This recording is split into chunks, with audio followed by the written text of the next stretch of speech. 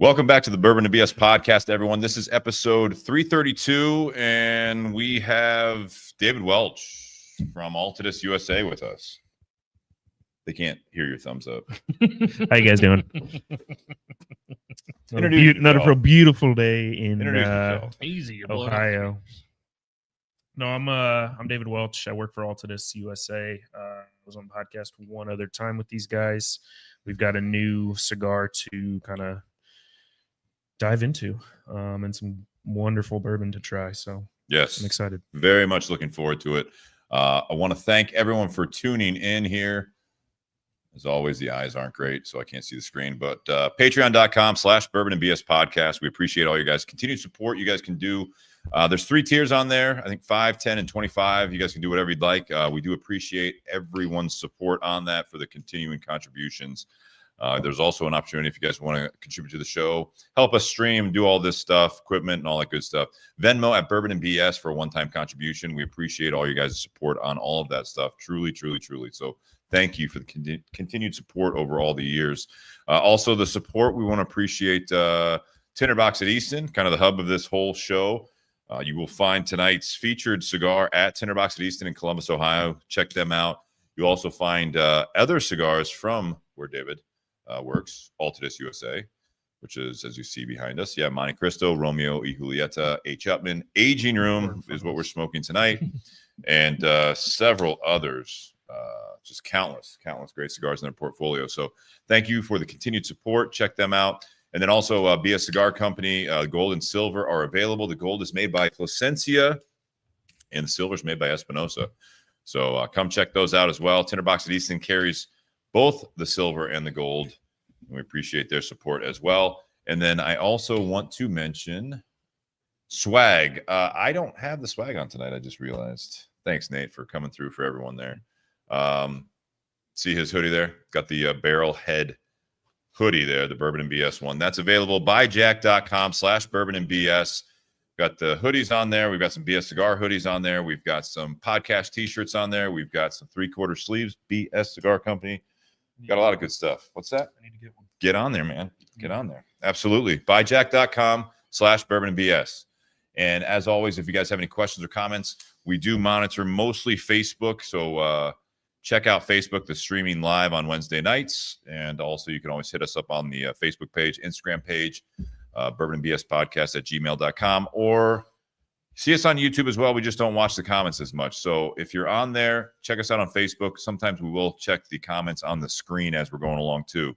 Appreciate all you guys watching live, and obviously share, like, review, all that good stuff. But most importantly, share it with all your friends, families, and everything else that you think would enjoy the show during the live presentation or any time that stays available for you guys on all your platforms that you enjoy listening to. All right, business is taken care of. We appreciate all you guys listening. And there's the featured cigar. You guys already lit up? That's cool. I'll do mine. Wait for you. No. Go ahead. Let's talk about it. David can tell us about it while you light up. Beautiful packaging, by the way. Yeah, beautiful packaging. Nice gloss. Blue lacquer. They can't see blue lacquer. Is the banner. All right, here. Got it? No, you're. I'm telling David to hold it There up. you go. Gorgeous. Blue lacquer. You can see the shine on that thing. Yeah. Reflection. Nice. The original La Bohème, from my understanding, was a completely different blend than this. This is a Connecticut broadleaf over Nicaraguan binder filler from our good friend AJ. Totally blew me away. First time I had it, probably mid-January. We had it with a pairing of Elijah Craig barrel strength. Yeah, and it just surprised me. AJ stuff, once again. So this is Aging Room. So my memory. Aging Room was part of Boutique Blends, something like that. That was Raphael's company. Yes. Prior to him joining Altadis. Yes. Along with hiring Raphael, who is, what's his actual title? Do you know? I mean, he is in charge of a lot of things when it comes to the marketing, the blending, and a lot of other things. Like brand association, brand calling a lot of shots as far as what's coming out master with blender. working with the group at Maestros. Yes. So he brought with him his aging room line. It kind of got streamlined at one point. He had some of these one-offs, if you will. This one, Rare Collection, I believe, was another one. Yes. He's had some other stuff since he's been with Altadis, with his brand Aging Room. The La Bohème was something that came out while with Altadis, but it was just a limited production one. Is this limited? This is regular. This is regular release. Regular release, a little bit more limited numbers, I understand. Yep. But so this is something that Rafael has worked on, and AJ Fernandez has become basically hand in hand with a lot of projects since Rafael came on board with you guys. Yeah, anything involving Nicaraguan tobacco, you can pretty much be certain that it's coming from AJ. And so, yeah, so Aging Room, for those that follow some of the magazines, Cigar Aficionado especially, Aging Room Nicaragua was Cigar of the Year 2019, I believe. Sonata was 2021. Okay. And then the Monte Cristo 1935, which is also AJ Fernandez Nicaraguan is tobacco. A two-time runner-up. 2 different sizes. Yeah. Just can't get that number one spot. Yep. It's brutal, man. It's brutal. But Cigar Snob and other publications have enjoyed a lot of this stuff too. So I'll be interested to see how this one gets received, because this is just landing this last week, if I'm not mistaken. Correct. Right? Correct. Yeah. So beautiful blue band on this. Very toothy wrapper. Connecticut broadleaf. Broadleaf. And the binder, you said? Nicaraguan. All Nicaraguan. All Nicaraguan. Yeah. Yep. And AJ. Yep. We've all taken the secondary band off, but it says Rafael Nadal on the bottom. And the original La Bohème, I guess, wrapper has just been altered with the blue color. You can see kind of the brass knuckle logo of the Aging Room up top still. So kind of holding true to that, but, you got to love Rafael, because he's able to, especially on, this is his brand, right? I mean, so you see his name kind of popping up a little bit more and more, I think, typically kind of in the subtle writing, if you will, on some of the stuff. Rafael Nadal with Placencia or AJ Fernandez or whatever it might be. But on his own brand, I mean, he's just like, no, this is by yours truly. Yep. Nothing really hiding behind this one, which I can appreciate. I mean, this is his baby, right? So quite the venture for him. Nate, do you have any initial reactions to this smoke? You are a Connecticut broadleaf guy. You're not a Connecticut broadleaf I am a guy. Connecticut broadleaf guy. Thought so, yeah. So I said before we went live, took it out of the cellophane and just smelled the cigar. And this is going to sound weird, but thanks for the disclaimer. No, it's going to sound real weird. The cigar smelled what I think a cigar should smell like. Not every cigar. That's accurate. Not every cigar smells the exact same as soon as you pull it out of the cellophane. There's just something about the way this smell is and there's several cigars I've had that have done that, but it's not every one. It's like it's off to a good start. When I get a cigar that smells like that, and then the dry draw before I lit it up tasted the way it did, that gets me really excited to actually smoke the cigar. So, but it also sets the bar up really high. I'm a big fan of the secondhand smoke smell of the cigar as well. Like that's just the smoke. That's just the smoke of the cigar. I'm a big fan of that. It's firsthand to yourself, though. Yeah, but it's coming from both all of you. All right, so it's our second and third hand. Not your own cigar smoke. That's my wife's favorite part of a cigar is when I first light it up. Like if we're on a long car ride and I fire one up in the car, that initial smell, she loves it. She doesn't smoke, but she loves that initial light up. No, this has it's one of those, also has the billowing smoke out of that, with the broadleaf wrapper. It seems sometimes you'll get that from other cigars, but I feel like sometimes they like that oily, if you will, you said toothy, very toothy, broadleaf wrapper, you get that just kind of billowing smoke off the end of it. I mean, it's just, you can almost probably see it on the screen if you guys are watching. Yeah. But yeah, it's just absolutely, it's interesting smoke too, because when you brought it to us, this is a project that, again, I almost think there's a lot of pride behind it with Rafael working with AJ on this one. They've had a very successful relationship over the last several years. 4 years, 5 years? Yeah. Something like that, maybe more. No, it was before that. Yeah, so probably 5 to 8 years, something like that. But yeah, it's something that you come in here, you guys took a swing with the price too. Sorry, I had to bring it up. I mean, this is part of the show. It is. Honesty. The honesty. Well, they're going to find out anyways if they look out for it. Don't want any sticker shock there, but this is something that the typical aging room price for, say, a Toro, which this is a Toro, right? Is this what's the ring gauge on this? 54. 54, which is interesting because I thought he'd do a 55. I think we talked about that. 54 and a 52. Man, and then the Mimi is like a 46. That's just shocking. Loves his 55s. Yeah, yep. He does love his 55s. And they're all named after parts of the play. Yes. He's very much into his music. Music, absolutely. Well, he's a pianist, right? Yes. So this one is going to be coming in about about double of the aging room. Not quite. I know the Sonata was a couple bucks more, I believe, than, say, the Nicaragua and the original, right? Yeah. Those are coming in 12, 13. I was going to say Sonata's like 13, pushing, 14 yeah, range. 13, 14, yeah. So, I mean, this is it's coming in. The MSRP's mid-20s. Correct. Low to mid-20s, right? So it's a swing for an aging room product, which I can appreciate with everything else going on in the market right now prior to last week.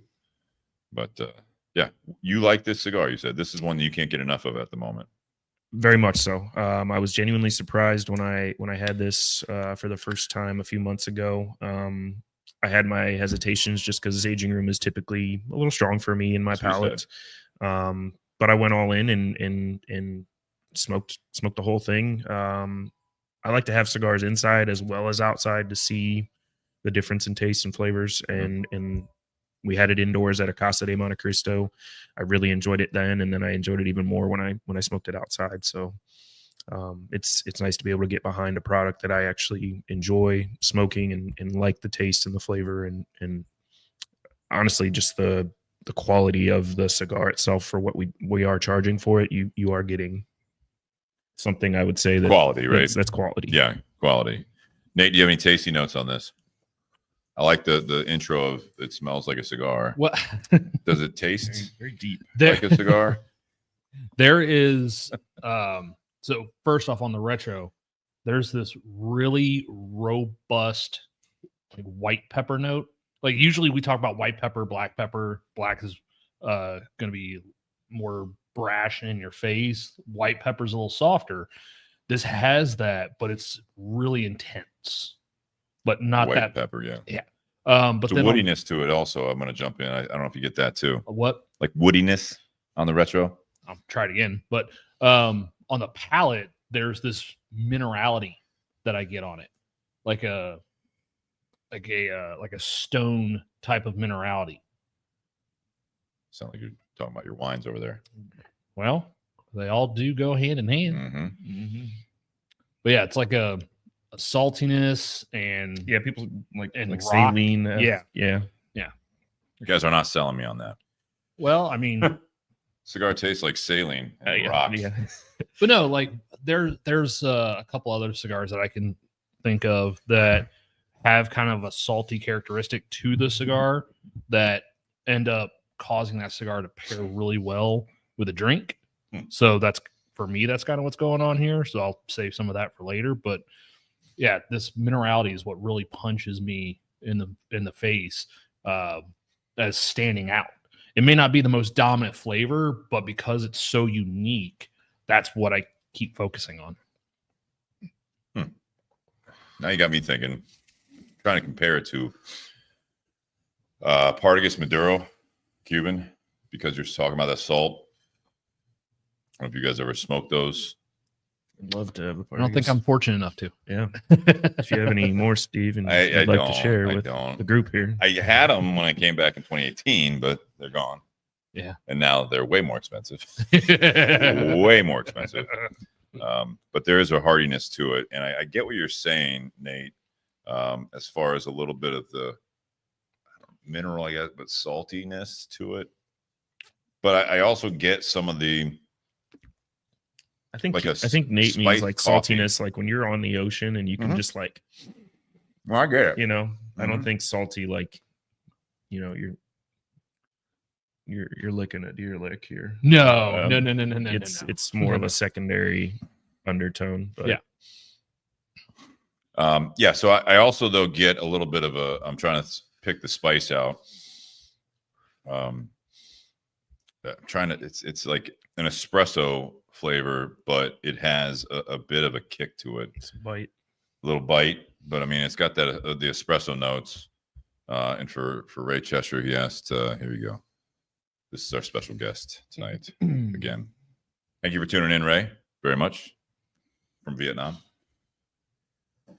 But I enjoy this smoke. It's got good construction. You're getting a lot of smoke and therefore getting a lot of flavor.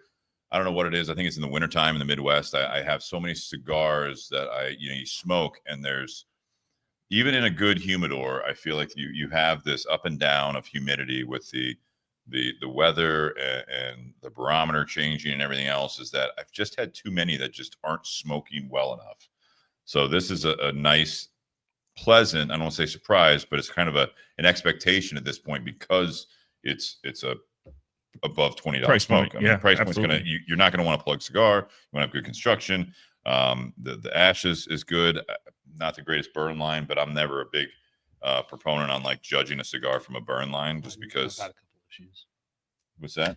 No, you were talking about the burn line. David was looking at his. I was looking at mine. You're good. Well, I mean, I got one side that's Yeah, I mean, a little bit, but initially, right off the light, I had a run going down the side, but then it quickly caught up and evened out. Corrected So, itself. Yeah. Got it. So I've just got one little spot that's running about 1/8 of an inch behind, but I mean, So yeah, so it happens. it does happen. But again, I mean, broadleaf is typically a hardier and thicker leaf, so it does burn a little different. But I mean, AJ knows what he's doing, working with that, obviously. But yeah, overall construction good. I do like the flavor of this one. It is a hardier smoke, and I would say it's kind of a deceiving medium plus. With David said, like you were saying earlier today, where the aging room Nicaragua is always kind of a strong one for you, and I think that's kind of a medium to full. I don't think it's tremendously full. Mm-hmm. This one, it's deceiving to me. This is not the first one I've smoked. It tastes like it should be fuller. I don't know. I mean, Nate, would you agree with that? I mean, you know what I'm saying? Like it tastes like it should be. Well, I mean, kind of kicking a little bit more as far as the strength and nicotine. But when you look at it on paper, Connecticut broadleaf, and then all Nicaragua underneath, I was expecting something really big, bold, spicy. I was expecting a lot of spice on the palate. I don't get hardly any spice on the palate whatsoever. No, it's all retro. Plenty on the retrohale. Yeah, it's all in retro. Or as Bobby Hirschman wants us to say, through the nose. Retrohale. Retrohale. But no, it's this whiskey while you're talking there. Yeah, it's not that spice that you typically find with Nicaraguan tobacco. As much Nicaraguan tobacco is in this cigar, it's not really there. So, which is interesting, because I'd be curious to know like what kind of seed strains that he's using for this blend. Is that published at all? Or you guys keep it basic on this one? It's pretty basic. That's Yeah. It's what region? Yeah, even in the flyers that we have for point of sale stuff, it just says Nicaragua. A lot of you guys' stuff says that though these days. Sometimes like the Monte Cristo Nicaragua. Less is more, yeah. The built-in shelf talker on the Monte Cristo Nicaragua is like wrapper Nicaragua, filler Nicaragua, binder Nicaragua. Like, oh, got it. Yeah. Thank you. Well, that's all the Thanks for clearing that up. Is a little flapper on the. No, I know. They just say the region or wherever it's from, but yeah, no, I'm enjoying this cigar. It's very pleasant. It is. I think it's Nate to kind of back you up there. The retro on it does bring in a lot of depth to this cigar. So for those that don't retro, it still is nice on the palate. I will say that, but I mean, it does actually amp up, I think, the blend when you kind of push it through your nose, which is nice. And I don't want to get ahead of ourselves here, but the ones that I've had, and Steve's had this cigar too. The first third, I think, has the most amount of spice. Yes. And then each one of these that I've smoked, as I've gotten closer to the band, this cigar has just mellowed out, sweet notes. You start to get more of that sweeter chocolate, dark chocolate. Like he said, with the salt, I think that dark chocolate, almost bitterness, might be where that fades to for you. Like a bittersweet dark chocolate. Yeah. Like that bitey chocolate note. Yeah. And that's espresso. That's what kind of surprised me the most about this, was how it did change. Absolutely. All right. Let's jump in here with the whiskey that we're drinking. Now that we're sipping on that, I held off on the whiskey for a little while. Tonight, I sampled a very small amount this afternoon. And what was our logic behind that? Getting rid of the old neck pour. The neck pour, yeah. We didn't want to go straight in the neck pour. Yeah. And it was afternoon, technically. It was like 12:05-ish. But, so this is Buckner's from Augusta Distillery. And this is a 10-year single barrel. This is a party source, which is located in Cincinnati, or is it Covington? Kentucky. Newport. Yes, Newport, Kentucky. All in that area there. Party source, big liquor store. There's the breakdown here. The breakdown. So this is Buckner's 10-year single barrel. This is like I said, a barrel pick for party source. And this is coming in. Nate, did you look at the bottle already? Yeah. All right, you already know the answer then. This is going to be, they say barrel number 113, bottle 150. I always like it when it's handwritten on there. It just looks cool. That's pretty much all their stuff. Yeah, it's very, I'm just saying in general when they do that at bottling. This is going to be 122.6 proof. And it is barrel strength. It's definitely, well, yeah, I mean, at 122, if you don't call it barrel strength, I mean, absolutely. Well, so that's one of the things about Buckner's is all their, so they have 5 bourbons. They have an 8, 10, 13, 15, and 17. And every single one of them is barrel strength. Okay.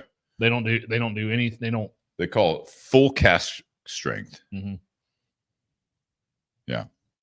So all of their products are full. Every single one of them. Yeah. Yep.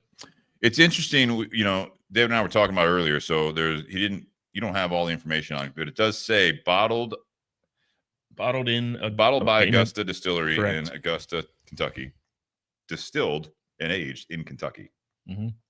So clearly it would, you would assume that it's sourced. Bardstown. It's Bardstown. So I've heard Bardstown. I've also heard Heaven Hill. So,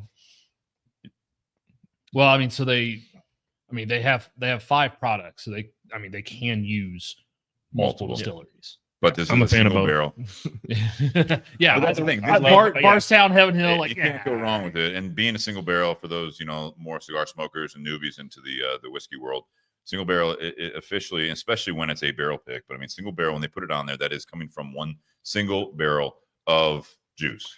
And depending on the age will lead to how many bottles actually get filled. There's no exact amount of bottles you're going to get from it. It's all different. Yep. And I think how many times that you thieved from it, obviously, too. I think everything but the 8 year, which is just called Old Route 8. I think the other 4 are all single barrels. Okay. So just about everything they do is single barrel strength. It sounds like a cool project, but our Buckner's limited edition 10-year single barrel bourbon completes the brand's ultra premium lineup. Sounds like cigars. That they are. As the youngest expression in this esteemed family, it provides a level of maturity not commonly found in younger distillations. Its full cask strength commands attention while still offering an approachable entry for bourbon drinkers looking to explore top-tier options.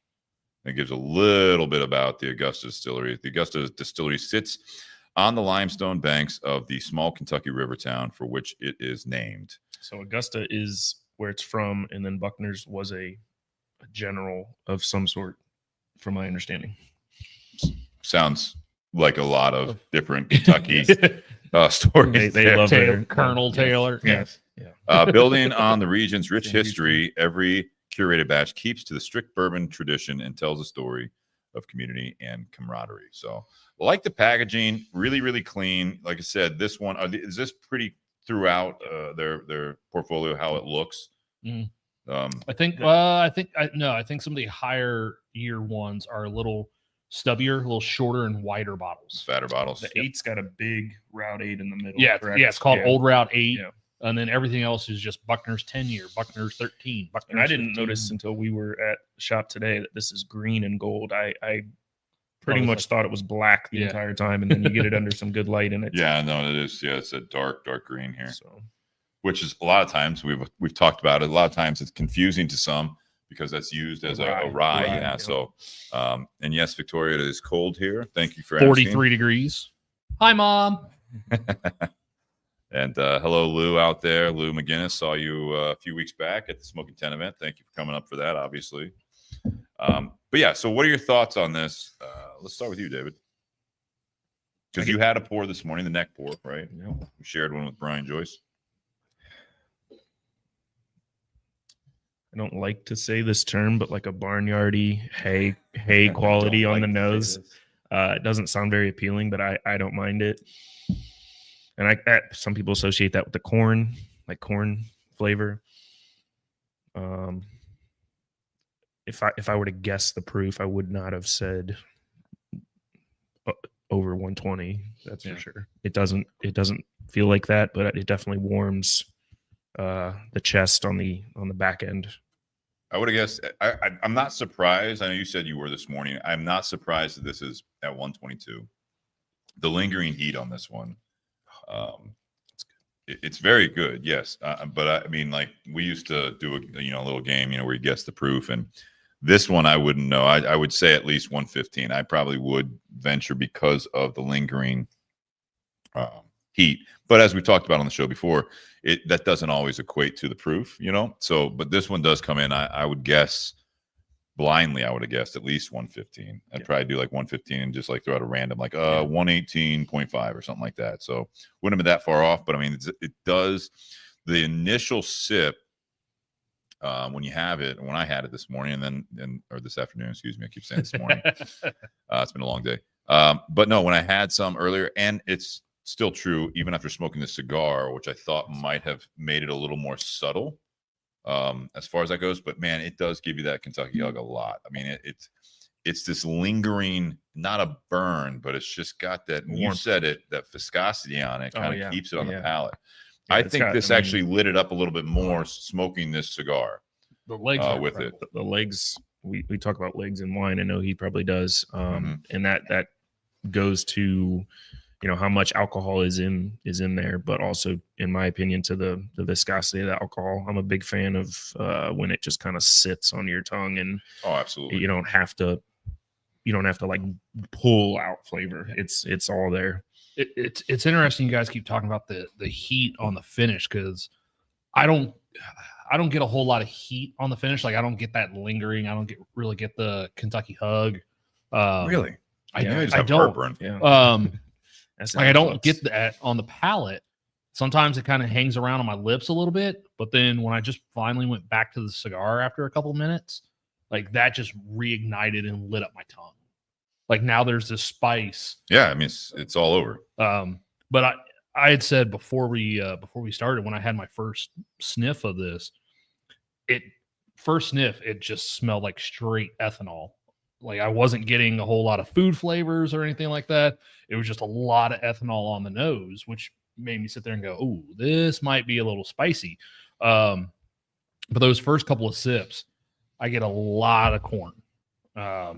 Which when I had looked up the mash bill for this particular one, all right, that makes sense.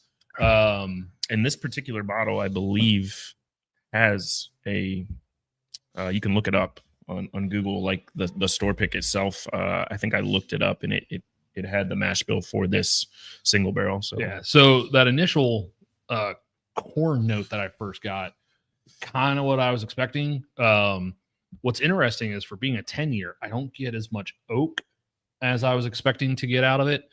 But then as I've gotten into it, going from earlier, and I'll expand more on the pairings, but going from cigar to the glass, like that was the way to go, because some of those food flavors that I was missing just drinking the whiskey before I lit up the cigar, those are starting to come into play now that I'm doing the two of them together. I just put 3 little drops of water in my still normal pour at this point, right? Yeah. On one of your guys' pours, I would encourage you to do the same.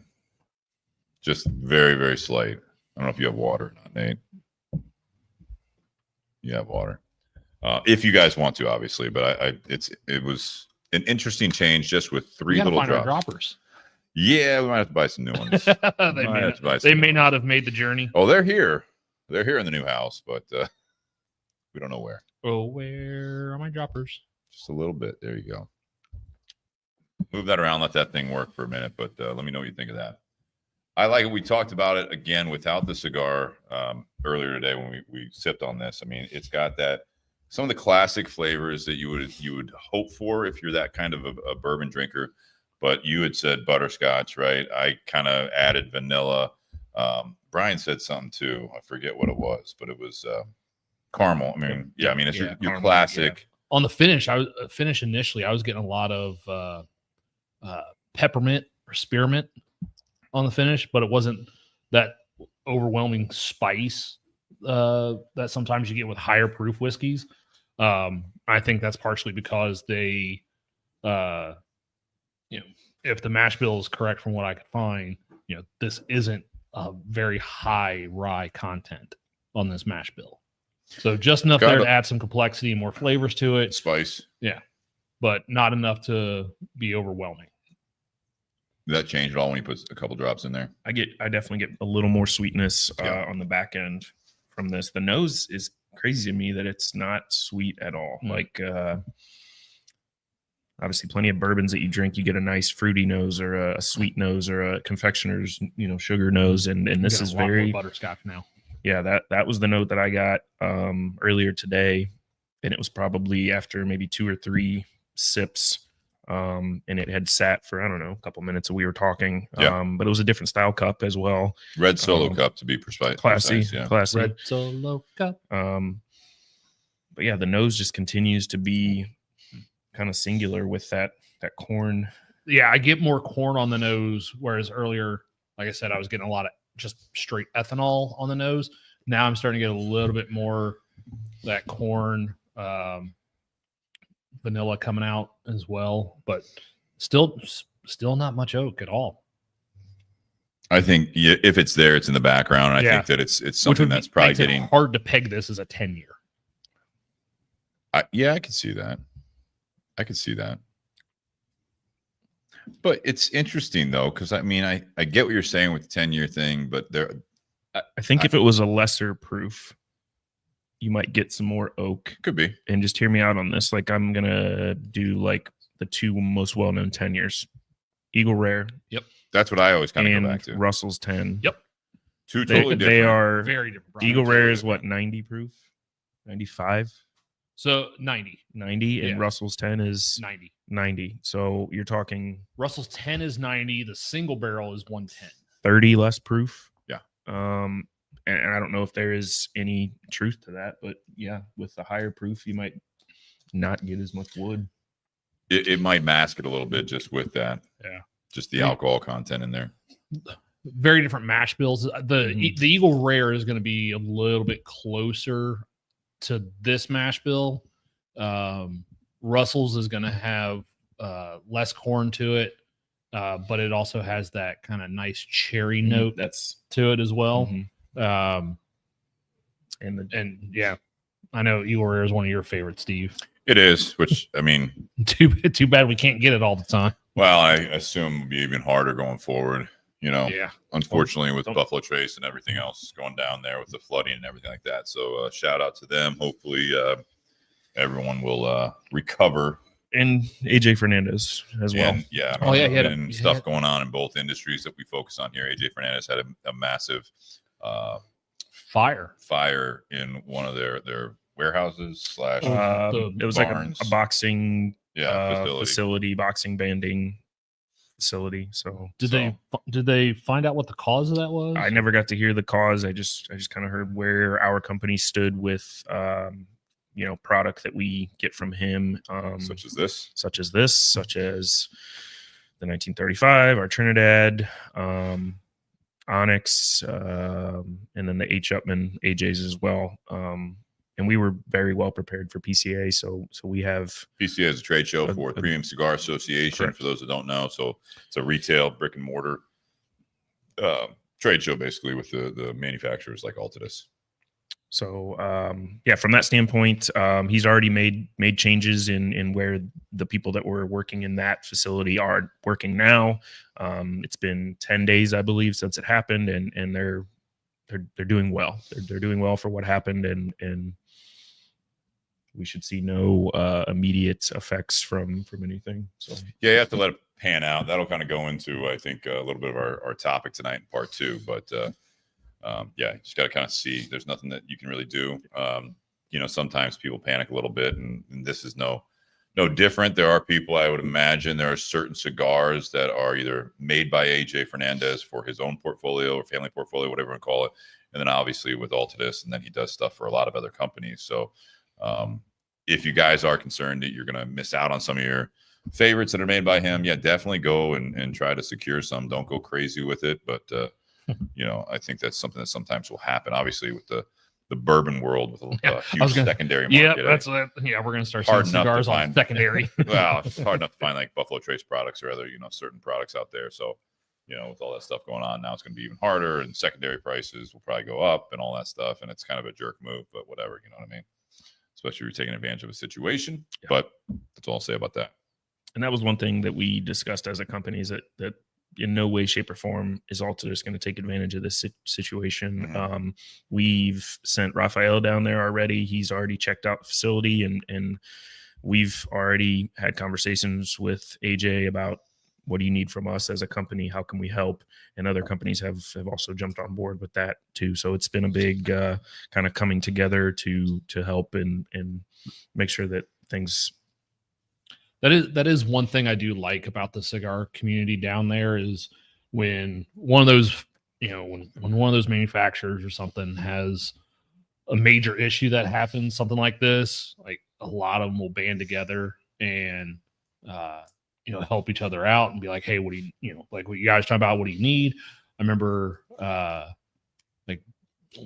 first year of COVID, when some of the manufacturers were scaling down because they had to space people out. Like, there were other companies that were like, hey, we got room and we need people to make cigars. So, obviously those people down there, because of the way their economy is, like, cigars are a lifeblood for some of those countries and for those people as well.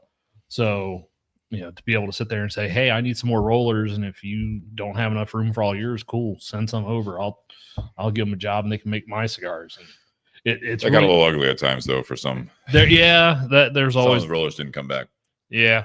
It's unfortunate that happens, but those individuals are sitting there going, well, I'm going to do what's best for me. So yeah, you adapt, right? So you have to adapt. This cigar, and even with a few drops of water, I almost feel like it makes it a more approachable. Absolutely. The fact of the back of that bottle, and now granted, this is just the one single barrel I've had of this bottle, but say approachable for like kind of newbies, and I'm like, no, this is not like a. Hey, you never had whiskey before? Looking to explore top tier bourbon. Okay, yeah. So I'm a vodka guy. I want to try bourbon. Yeah. Well, maybe not this one. Yeah. It's gonna taste like, I don't know, evil to you probably, just because it does have a bit of a punch to it, man. Yeah. And I enjoy that punch. Yeah. Again, I mean, if you're getting into the different styles of bourbon and trying to explore some of the, I don't know about ultra premium. Cigar world uses that as well. Okay, so it's more premium than premium. Like, come on. But I mean, as far as the cast strength or full proof or whatever you want to call it, everyone's got a different, term for it, what they use. But a couple drops in there and getting about halfway through this cigar, to your point, David, is that it does kind of mellow out a little bit. Now, granted, also, especially, it happens with cigars, and when you light it up, a lot of times it will shock your palate, even more so with your first sip of whiskey. So your kind of taste buds and your tongue nerve endings do kind of adapt to it, so it's not as punchy no matter what it is. The first sip or first puff when you light up. First sip doesn't count. First it counts, but yeah, it doesn't count. I can see dropping just one ice cube in this though for somebody who is not acclimated to a full, I think so. Foolproof bourbon. Yeah. I mean, I think though with this, like because of what this is, the proof and the price point, this is not going to be something that a lot of your people that are just getting into bourbon are going to gravitate towards necessarily. No, like this is a special occasion. Yeah, this is not a beginner's bourbon. Because with what you're paying, it's 122 proof. I mean, first and foremost, in my opinion. There's that, but then with what you're paying as well, like it's a big investment or a gamble for something that you may or may not like. It's the same thing with cigars, with wine, with spirits.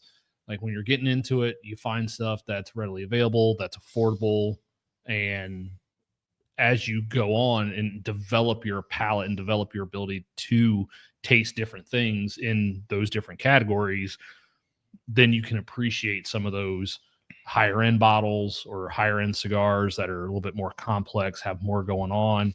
Like someone who's never had whiskey before, them drinking this, like all they're going to, I'm not going to speak necessarily for them, but a lot of them, they're just going to get like maybe one note, and that might be the heat or the alcohol. And they're not going to really, you said, it'll be a shock. Appreciate it. Shock them. Absolutely. Yeah. I think this bourbon definitely draws out some more of that woody quality in the cigar. Yeah. Mm-hmm. Especially after having a few ounces. Does it change which way you're going? Like when you go cigar to whiskey, whiskey to cigar, like how do those? I think after the drink, straight to the cigar, the cigar seems more on the mild side. And then going back to the whiskey ends up seeming a little more mellow as well, just because your palate's been coated with that smoke and that flavor. I just did the cigar to the whiskey, and you definitely get a lighter rush of flavors, Mm-hmm. and lighter, I mean, not that boldness of the whiskey. I'm definitely getting more of the vanilla and butterscotch pronounced in that, coming from the La Bohème to the bottle. Mm-hmm. Yeah, same here. Like I said earlier, like going and I haven't tried it since I added the water to it, but going whiskey to cigar, that cigar just reignited the spice that was dormant on my palate. Right. But going cigar to whiskey brings out those sweeter notes that I wasn't necessarily getting. And like I said, at 122.6 by itself, I really wasn't getting a whole lot of heat. Man, I must be getting weak. My boss does have a single barrel sitting under his desk that's 140 that every now and then I sneak a Hill that's 143. Every now and then I sneak up another. Sure, yeah, no, it's a jump. Yeah, my boss gave me his open bottle. This is a few weeks ago. He gave me his open bottle of Watershed 6-year rye. Mm-hmm. That was 146. Mm-hmm. Mm-hmm. That's gonna have spice on it. Damn, that was a tasty bottle. Just tune in next week. Oh, okay. There might be something that we will be sipping on that is related to that. I had no idea. I swear to God, I had no idea. No one does. Segue. I don't think it's readily available. There's been a little bit of a holding pattern there, but hopefully it'll be squared away by next week. We got something special from Watershed. We've got Ryan Venrick coming back on. So see you next week with that one. That being said, my job is done here. Yeah, because we are changing the schedule a little bit. We are doing another show next Wednesday. The following Wednesday, I'm going to be traveling out of town. So yeah, stay tuned for a little bit more on that schedule. But we're doing this tonight, obviously, and then next week with Watershed, we're going to have another podcast. We're going to be featuring something brand new that they will be hopefully releasing on time. Or we might have to reschedule next week. At least the guests. Just as long as we get our bottle. We will. We will. Glad I reached out to Ryan about a week ago. So this is the part of the podcast in part one where we've talked about, obviously, the feature cigar, the aging room, La Bohème, and then also the bottle, which is the Buckner's 10-year single barrel. This is a party source barrel pick. Just like any other single barrel, though, that you're not going to have necessarily the most consistent product, even if it's not a barrel pick for someone or for a place. But that is, they try to be as, I guess, consistent as they can with the product, right? Speaking of Buffalo Trace, I think the one that's probably the most overlooked at the fact that it is technically a single barrel is Blanton's. Everyone expects Blanton's to taste like Blanton's, right? You know what I mean? Whether you like it or not, but I mean, that is technically a single barrel.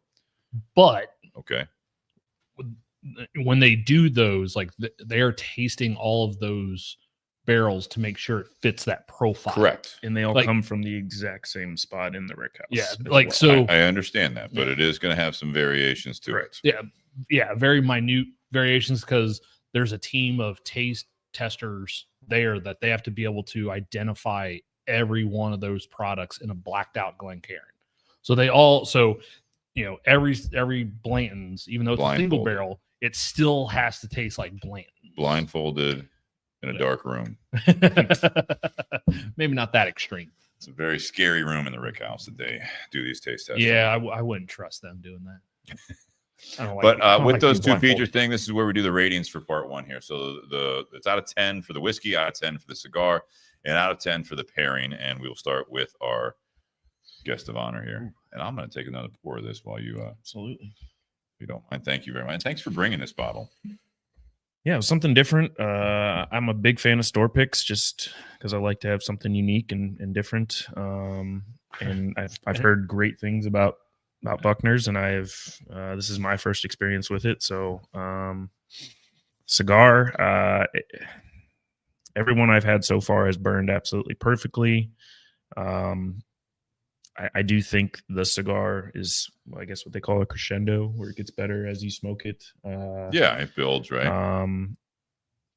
The cigar, I told Steve this. It's one of my favorite products that we've released in at least the year that I've been with the company. I'm going to give the cigar a 9. The bourbon, it's right in my wheelhouse as far as that proof goes. Single barrel, like he said, it's very unique to each one. I'm actually not going to go as high with the bourbon because I expected a little more sweetness. I'm looking for more sweetness, okay. And I wanted the nose I expected to kind of evolve, and it just has not. It's still like heavy on that corn note. So okay. I'll give this probably a 7.5. Okay, and then. Collectively, was that an 8? Well, it doesn't have to be. I mean, if you think that, does it pair well together for you? I think they pair well. I think that, I guess that is the other thing too. It does pair well. I don't disagree with that. If I drank the bourbon separately and smoked the cigar separately, those are the scores I'd give it. But together, yes, I think it does pair well. All right, Nate, how about you?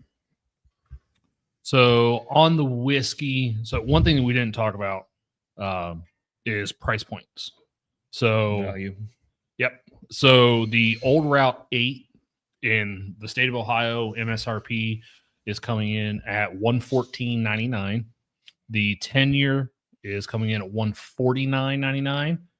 The 13-year is $199.99. And then the 15-year is coming in at $299.99. I don't believe the state of Ohio has ever received the 17-year, so I don't have a number for that. I do know from working in the spirits industry that at our store, if we have any of those 4, if we had all 4 of them lined up on the shelf side by side, 8, 10, 13, 15, the 15 is the first one to sell out. Even at $300 a bottle, that's the first one to sell out. Why do you think that is? There's something about that 15-year that I hear people talk about that they just go nuts for. Is there a secondary market for it? I don't think there's much of when bottles are already that price, it's very tough to not always though. That I guess not to get off topic, but that's the reason why like Boss Hog is the price that it is. Is because they $600 they wanted to kind of negate secondary pricing on it. So but value is definitely a big thing. But also to Steve's point, a $300 bottle of Pappy will sell on secondary for $3,000. So, that's more the exception to the rule. Yeah, this one coming in 150. I don't think you're going to see much of a secondary variation on that. Maybe this being a store pick, you might get a little bit, but you're pretty much just going to get your money back, I think. So as far as the rating, with the price point and the flavors that I get, I'm going to give it a 7.5. Because like I said, the nose originally straight ethanol, the palate very corn heavy. From what I could find on the 10-year mash bill, this is a 78% corn mash bill and then 10% rye, which is probably why I wasn't getting as much spice as you might expect with a 122. 12 barley or what's up? Yep. 12% malted barley. Okay. Which should provide some sort of nuttiness to it, but I think that gets hidden because of that high corn I would agree. mash bill. Yeah. I still think it's a good bottle. And like I said, there are people that are absolutely willing to pay $150 for these bottles. And how I said, the 15 years, always the fastest seller when we get them in the store. The 8 years always the slowest, even though it's the least expensive. It's more common to see, though, right? A little bit, yes. I mean, the bar at Carfagna's has, I think, 8, 10, and 15 at the bar. So it's one of those things where, even though, yes, we've talked about it, single barrels, you're going to be a little bit different barrel to barrel.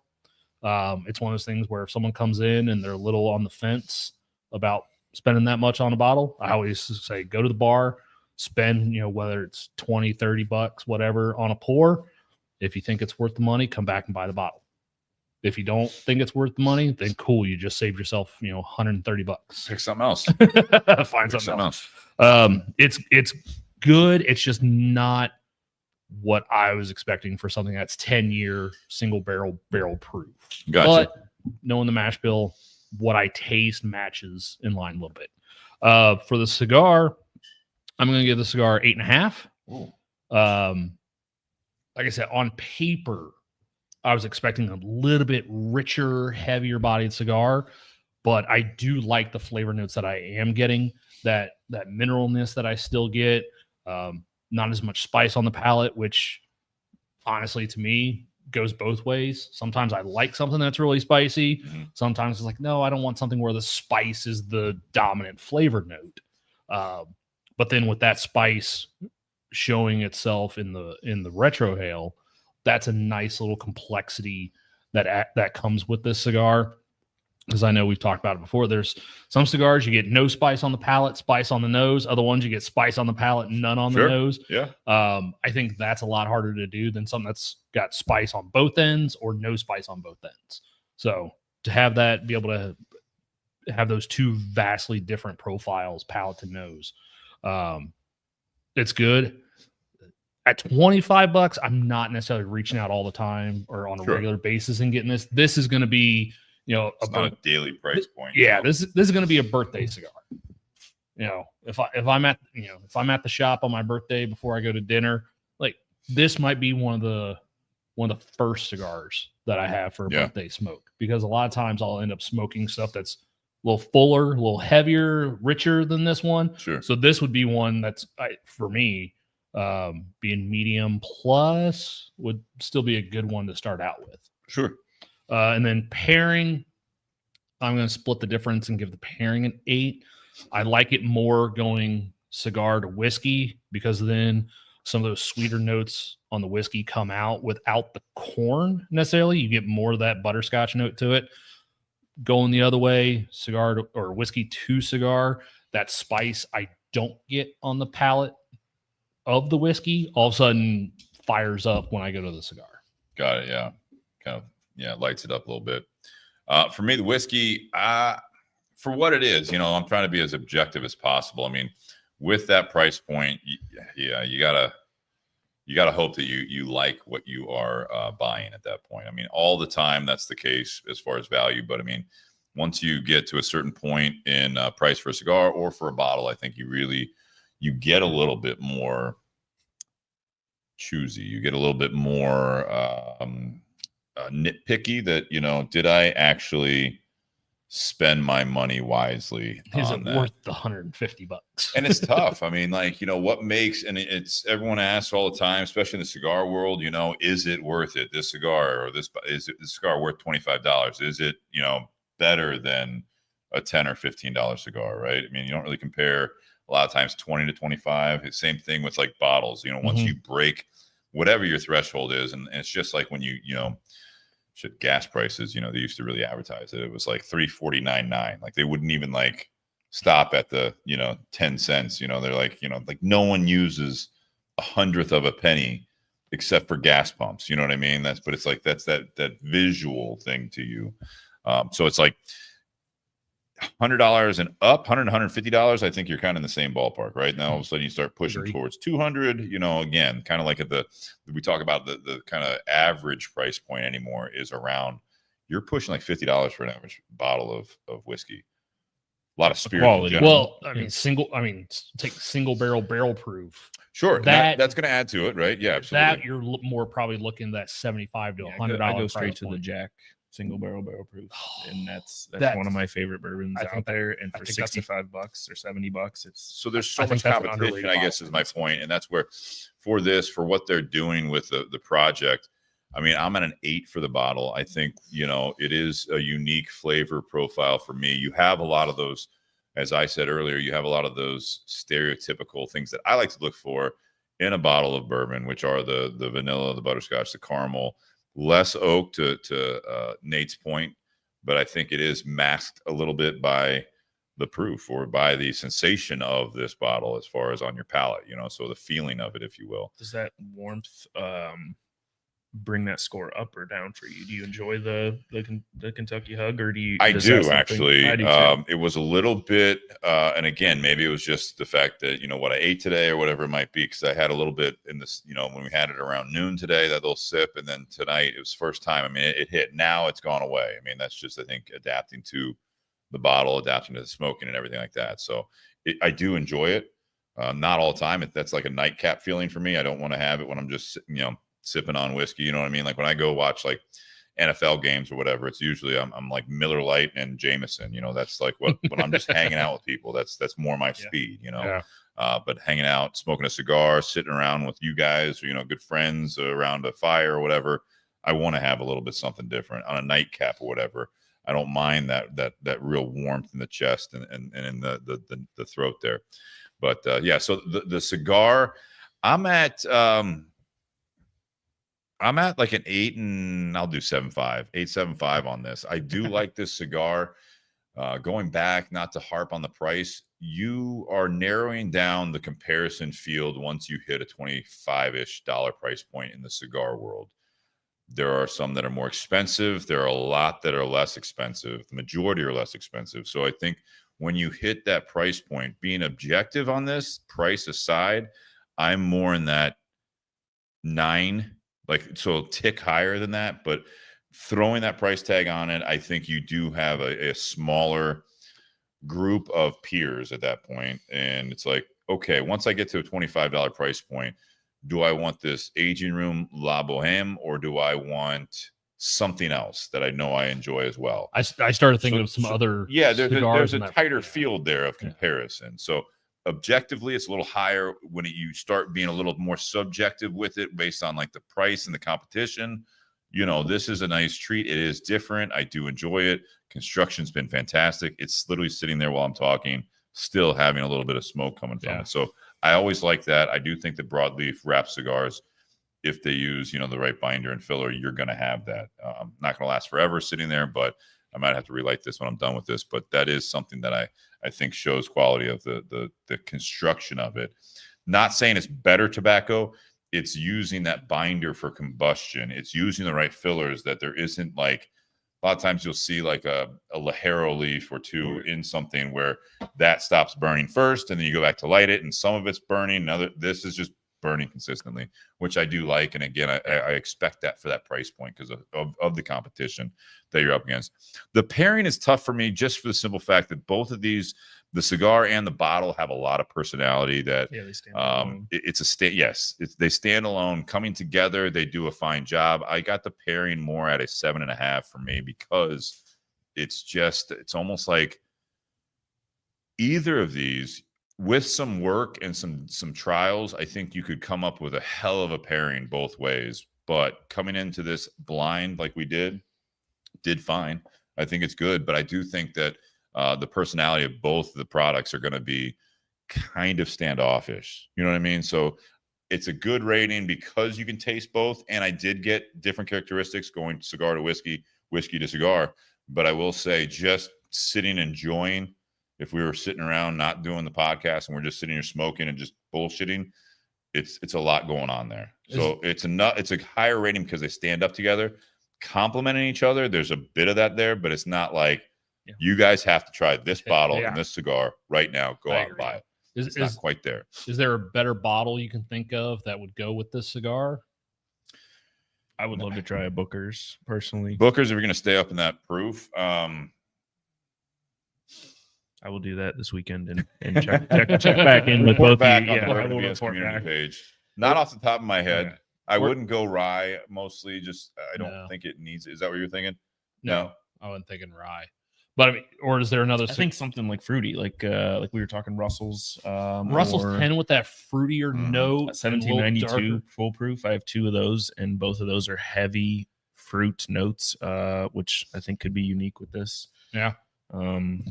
I would like to try a lighter cigar, even maybe something Connecticut with this bottle, just to see. This is lighter for sure. The next one you have here, it's not Connecticut. I would like to go both ends, something maybe even more flavor packed, maybe like you said, on the fruit end versus the corn end. And then I would like to go the opposite direction on cigar and go down to something that's maybe just a Connecticut that's not with this bottle. Part of me was thinking the Espada. Yeah, either that or I mean, even maybe the 1935.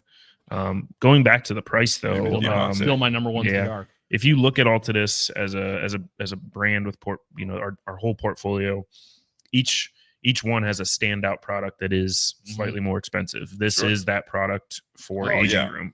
If you look at the Monte Cristo, we have the M. If you look at the Romeo, we will have the 150th. If you look at the H. Upman, we have the 180th. But each brand in their own respect has one product that we put a little more time, a little more effort, a little more emphasis on the quality of the product. And I think that's what warrants the price. Is it for everybody?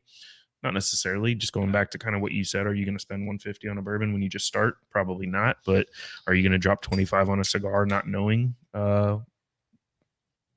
Maybe not.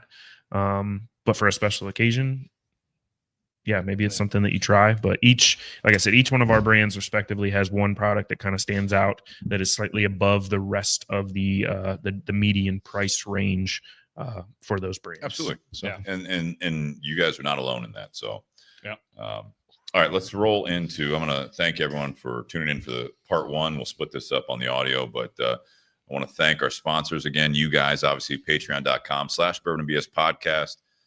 For doing that on a monthly basis. We still appreciate all the support. Venmo at Bourbon and BS. We appreciate that as well. For those that have hit us up with some Venmo contributions, helps us keep this thing going.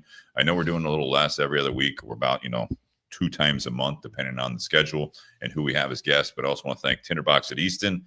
That's where you can find, among other places, the Aging Room La Bohème, as well as many other products. Quite the portfolio at Tinder Box at Easton of Altadis USA products, thanks to all the work from David and obviously Maria, Josh before you. I mean, we've got a great relationship at Tinder Box at Easton with Altadis USA, and we appreciate all that support.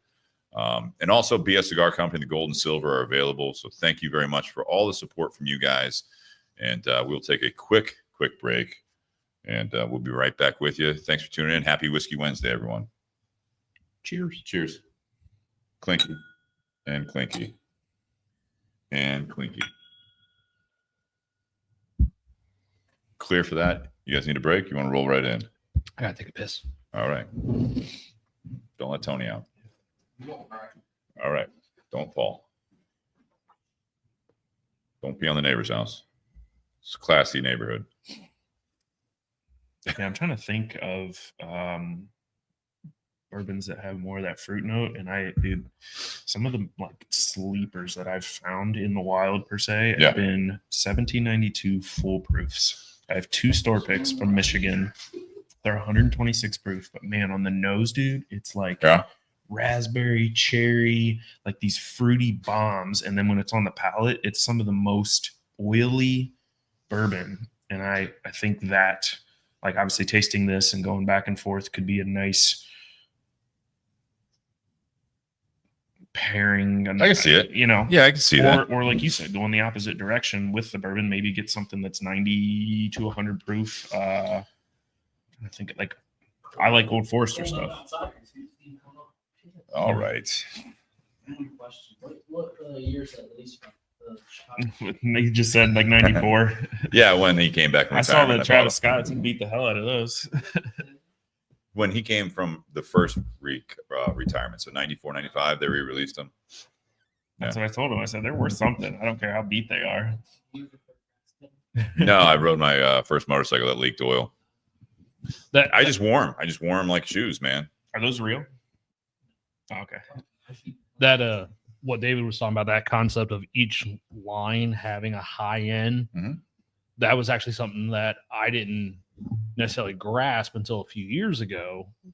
And it was actually Steve that explained it to me, because you had Aroa, CLE, Asylum, like all three of them came out with a higher end premium. And in my mind, I always sit there and go, well, let's put it in your guys' portfolio. Monte Cristo's the premium end. Oh yeah. So if you're coming out with a premium cigar, I always want to say, well, that should be a Monte Cristo label.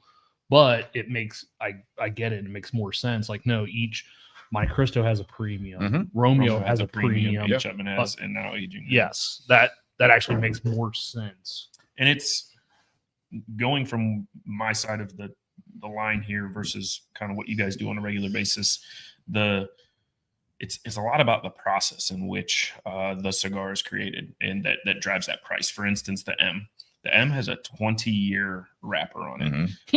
I can't think of, I don't know of another cigar that has a wrapper with that kind of age. So right there, you have time and money invested into something that's been sitting obviously for that long. The Romeo 150th, like I said, Raphael did a nice Zoom call with us, and only 20 people were allowed to roll this cigar. The amount of time and effort that went into picking the leaves, the actual, like every single wrapper, every single binder filler, it was handled with a delicacy. And that's kind of what drives that price up. People ask what makes a cigar $25. For people who aren't, a direct person working with the company, that is something you can relay the message to. It's a lot of the process that goes into developing that cigar, but also the process of picking individual leaves, certain rollers that can only roll these products, and just the special qualities that they are looking for to make that product what it is. So yeah, when I was a rep, the company I repped, they had a cigar that there was only 2 pairs of rollers that were allowed to make that cigar. Well, even Davidoff, they claimed the top 5%, so I mean, they use just their select stuff. So yeah, which is one of those I was thinking of when you talk about $25 price point. What else is in there? Yeah. 2 brands that came to my mind: Davidoff and Cohiba. Yeah. And I'm sitting there looking at those portfolios, like, all right, with those portfolios and then this cigar, like, I go straight to a brand like Marifel. You're only making 15,000 cigars a year. Yeah, you're looking at the rarity factor versus more than anything. You know what I mean? It's a quality product. Don't get me wrong. I've had 2 Marifels and they were both phenomenal. Is it worth 90? Oh gosh, probably not. But so there's the value there, right? I mean, you can say everything you want. You can give me a story, you can give me the fact, whatever it is. It's still a price point for a product that is in the same, it's the same product overall. Correct. Right. So and it's like, do you like, and if you dress it up and it's like, well, look at this box. I'm like, well, I'm not fucking smoking the box. And I'm buying one cigar. Look at this bottle of Blanton's that has a horse on it. Well, yeah, right. So I mean, like, there's all the horses. Everyone says, "Oh my God, like look at this box and all that stuff." Well, I'm buying one cigar, so what's the price of a cigar without the box? And that's not how it's normally sold. You can go the Opus route. It's all rarity. It's all I get it. Clout, and I've found this Opus and whatever. Look at our 150 or our double Diamante. It's a $150 cigar. We only made 150 boxes of 20.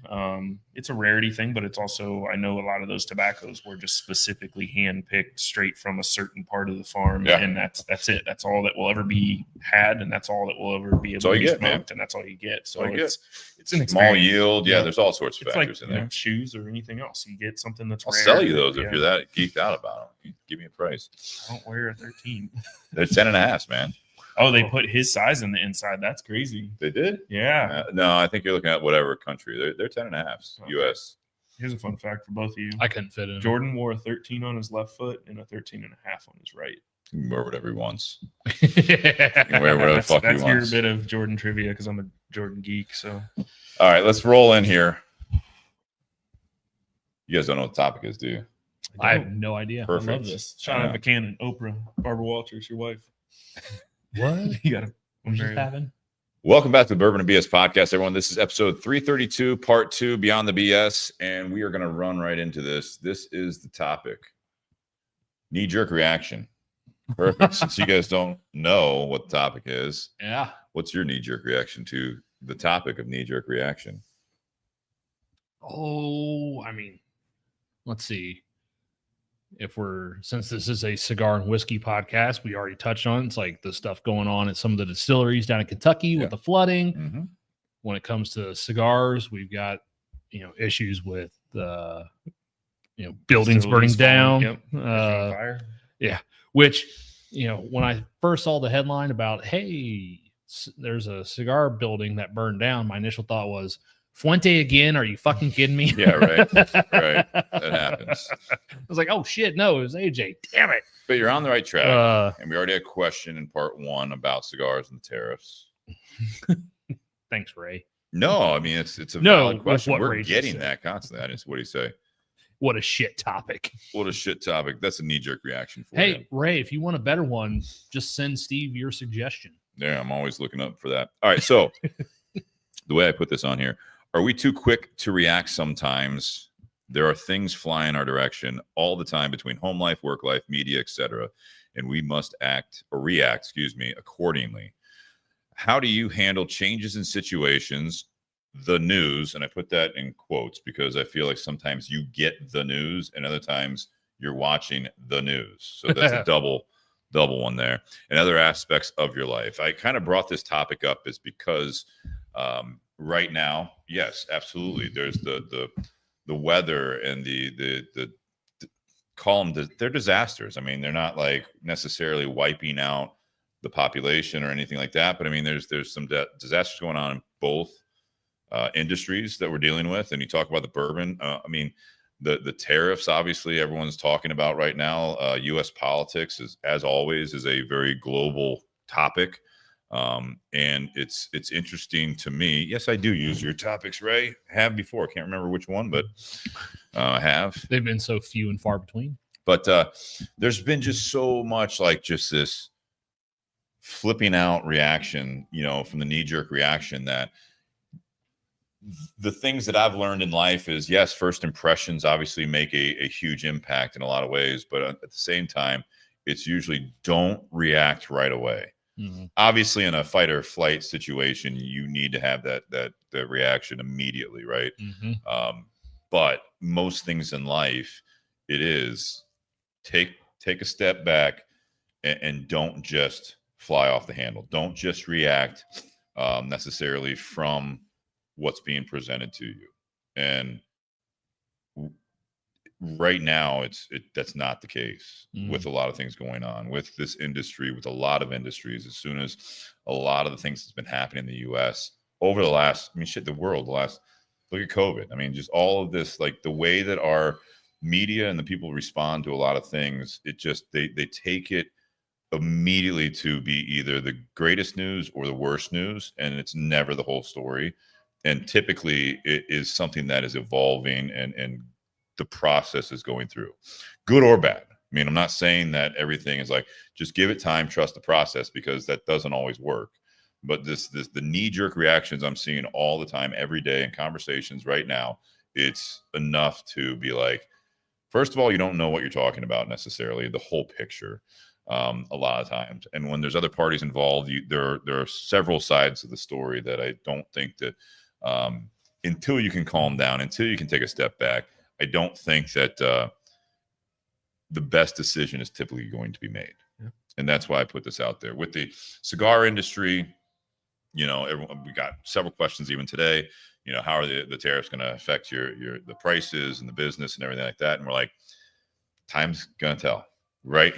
Before, obviously, this afternoon, it was like there have been increases. The major companies that this stuff comes out of, Honduras and Dominican Republic, they got hit with the standard tariff for that area, and then Nicaragua was raised to 18%. So it's not as big as some countries, but there's also not. We've already seen big increases, so we're expecting something. But all of the talk from like our vendors, from the manufacturers, is like, we don't know yet. We haven't raised prices. We're going to go forward as like for this big PCA, the trade show for the cigar industry. It's like, it's not like, oh, we showed you those prices last week for the trade show deals. Give me that sheet back. I can't honor those sales. We have to tack on 18%. Yeah. It doesn't work like that necessarily. And there's a lot of things going on. And I'm not saying that, the U.S. administration knows all and they're going to be right about everything, but it's like, just, slow down with the flooding at Buffalo Trace, with bringing the tariffs on that. Like, I don't know why, but no one cares about bourbon going to, when the tariff went into effect at the end of March for Europe, with all the bourbon going into the whiskeys going into the spirits going into the EU, all of a sudden they were slapping on a big tariff. Now all of a sudden everyone was panicking, but no one gives a shit about that because that wasn't Trump. You know what I mean? Like, it's just interesting. All this shit's going on constantly. And it's just like, if you're not running that business, if you are not, you think you'll be affected down the line, that's one thing. But it's like, if it's not in your face, just take a second. Yeah. And get all the information. If it's something that's going on at work and you hear that something might be happening at work, or you hear something through a coworker, if you hear something, going on in the industry, it's like, you can start preparing to make a move if needed, but don't just panic and just all of a sudden quit your job or go into the boss and start, panicking in front of them and saying, what are we doing? Am I going to have a job? That's just like, take a second. The knee-jerk reaction typically isn't a good one, in my opinion. Yeah. What do you guys have to say about that? I'm one of those that in my life, I have been quick to react to something. And it's always the worst possible thought that is the loudest. Yeah. Yeah, absolutely. And it's something that over the more recent years, and by recent years, I would say the last decade, where I've actually had to train myself. Okay, this is happening. Don't do anything. Don't react to it yet. Just wait and see, because the vast majority of the time, in my experience, what ends up happening is nowhere near what I thought was going to happen. I made the situation worse in my own mind and caused myself more undue stress than I need to. But you took an action there in your own mind of saying, like, don't panic. Don't, But I used to be the person that panicked. But even if you don't react to it, like through action, sometimes if you don't like do anything, but inside, I would still react to it emotionally. Yeah, you're just like, you're spiraling at this point. Yeah. And then all of a sudden, when the situation finally resolved itself, on the backside of things, I'm sitting there going, man, I got myself all worked up, and this is what the outcome ended up being. Like, why the fuck did I do myself? Why did I put myself through that? Why did I do that? So it's you're emotionally involved. That's why. It's one of those where I, because of that experience for years, I had to train myself like, okay, that's not good. So next time something happens, maybe let's not overthink it, because that's my other problem, is overthinking things. Sure. And like I said, making things out to be worse than they actually end up being. And so doing that, I found for me personally led to better outcomes, because it's like is more like, okay, I'm reacting to the overall, like what actually ended up happening, and not versus what I heard was potentially going to happen. I always got caught up in the what ifs, and so it's something that I've had to kind of reset my mindset and how to handle and react to those things. Like right now, my lighter's not working. I'm like, this is broken. But knowing what I know, it's cold, and that's why it's not working. Well, and for at work for the last week, pretty much every single day, someone has come into the store and asked about what's going to happen to Scotch prices, what's going to happen to Irish whiskey, what's going to happen to Crown Royal prices, even though there's other Canadian whiskeys, all anyone seems to care about is Crown. Canadian Club doesn't have the same following. No, it doesn't. And I have to explain to people, it's like, well, the state already has like months of inventory in warehouses that they've already paid for. The price is already set on those. So if there's going to be a price change, we're not going to see it several months down the line. So like, just wait, we'll wait and see what happens. There might be a change. This might all go away. Don't know. We'll just wait and see. But we've already had customers that are coming in, I mean, within the first couple of days, and they just start buying cases of stuff. Good, they just start good for business. It's great for business. I saw like car ads is like, and I other like, internet, like you were talking about your sweatshirt and stuff like that. They're like tariff sale. Yeah. Like, so you're an opportunist here. Exactly. Like I've seen like the car commercials already. It's like, before it goes to shit, they're not saying that, but they should. Before it goes to shit, come buy your 2025 truck. You're like, but you're gonna sell trucks for like, okay. So, I mean, you're gonna move car. You come from that industry. That's what they do. They take it as an opportunity. Absolutely. What are your thoughts on this? The first thing that comes to mind, honestly, is something that was pretty recent to all of us, was the Smoking Tent event. Mm-hmm. For those of you who showed up, it was raining. It was raining before the doors even opened, per se. We were supposed to open the doors at 10:30. People started lining up around 9. Well, a couple people at like 7, but. And I'm under the tent and I'm looking out at, people and knee-jerk reaction is, this sucks, not for me per se, but for the people out there standing there, and kind of what he said, where it's like you're almost expecting them to come into the tent with this vibe of negativity. Exactly. Like, we're standing out here. Cigars, I'm out of here. It sucks. Yeah. So, and that was not the case. That was not the case at all. People were excited and they were happy to be at the event, and that was the first thing that came to mind. But and what happened? The sun came out for a good 3 hours. It hit about 60 degrees, and it's way warmer than it is right now. So, yeah, that goes to show you that, letting, like you said, letting things kind of play out and unravel, unfold can give you a different outlook and a different mindset to just observe, just take it in, and if at the end of what happens affects you, then that's your thing. But as a person who has like 2 kids under the age of 3, knee-jerk reactions are a thing on a pretty regular basis, and they're on a constant, and being able to adapt to those things and see that a lot of things are just not that big of a deal.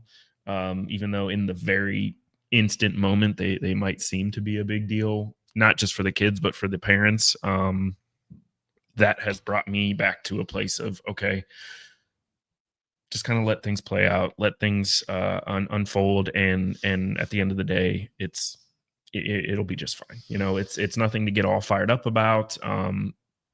Worry about what you have control over. Correct. Control what you can control, and let kids be kids, per se. But as an adult, with work, things like that, I work in a business that everything we do is outside this country. Every product that we sell comes from outside this country. So we can control what we can control here. And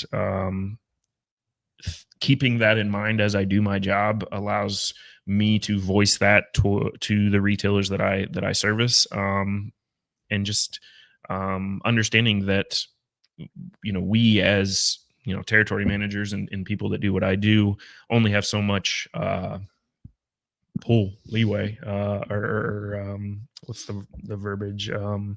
We only have so much control of so what much we power. Exactly. Exactly. So that's my take on it. I've become a lot more kind of aware of, if it's not going to matter in 5 hours, 5 days, 5 weeks, 5 months, let's let's forget about that. Let's move on. Let's understand what happened in the situation. And if it's really that big of a deal, then we'll have a conversation about it, whether it's with the person you're arguing with or whether you see something like you said on the news, like your reaction says more about you than it does about what's actually happening. If you let those things affect you, like I said, that says more about you than it does about what's actually happening. So as a person, as an adult, as a person of reason, take a step back. Just think about it for a minute. And I guarantee, like you said, where you were struggling with just going to the worst initial thing, Savannah, I love you, but my wife will do that on a constant basis. What is the worst possible outcome that can happen? And that's like, you jump straight to that. And I like to say, what's the best possible outcome of whatever it might be? What's the best possible outcome? And if it's halfway there, okay, we're halfway there. But going to the worst possible outcome when you have kids is always kind of a thing, just because you want the best for them and you don't want to see the worst. But yeah, I've tried to be a lot more calm in those types of situations when I see somebody either disagree with me or have a different view on an opinion of whatever it might be. Okay, let me try and understand why you feel that way, and then maybe we can talk about it. So if you're always reacting to everything that comes around, you don't even leave room to. Well, it's not that. You're letting yourself be controlled by everything else. You're you're up a slave to the. You're giving up control of all your everything in your life to what's happening around you. Well, I think that what you were saying, David, also is that there is a saying, prepare for the worst and hope for the best. I think that's a very good saying for a reason. I mean, it's when you're facing a conflict or whatever the situation is, right? I mean, like, first of all, you can't change it, right? Something's happening, but you need to understand all of it. And the voice of reason a lot of times is, okay, say you do get in the work field, say your position does get downsized, or say you do get fired, or say something happens, right? Business gets sold, whatever. Absolutely horrible, and life is not going to be the same. So there, you have to take that moment to go through that process mentally and everything else, and start thinking about what you, if that does happen, what do I need to do, right? But you have to do that whole thing, keep moving forward, and start like adapting to the outside factors that are happening. If you brought it on yourself, then that's going to be harder to do, right? But if it's outside factors, you just have to adapt the best you can.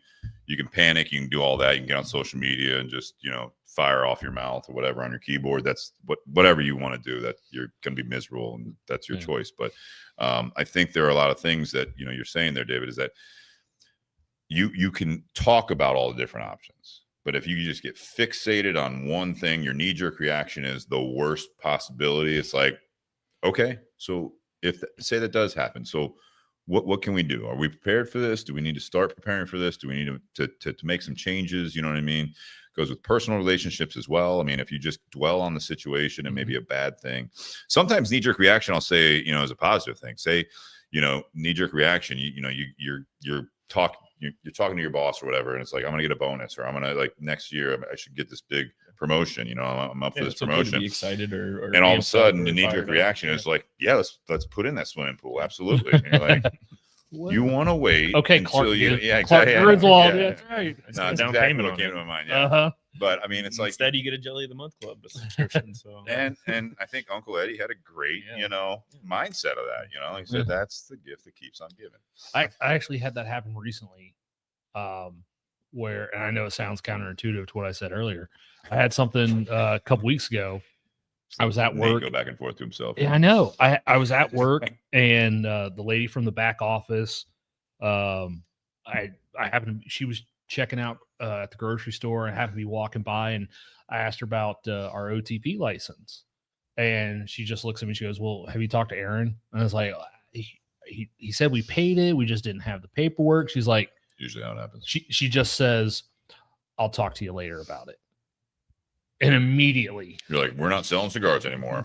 Immediately, I'm like, I'm not going to be able to order anything, or did I fuck up and I'm going to get fired? Going to jail. Like, I'm sitting there thinking, like, worst case scenarios. I'm like, all right, just no one has said anything to me. Like, because the next day I go into work, nothing happens. The next day, nothing happens. I'm like, okay, I would maybe go and talk to Aaron, man. maybe everything's okay. Like I'm just overthinking things. And then a week later, someone else from the back office goes, "Hey, here's our OTP license." I'm like, what the fuck? I would have gone and talked to Aaron if that's what her first comment was. I think a lot of times that. No, I messaged him and he didn't say a fucking word back to me. Aaron, if you're listening. Classic Aaron.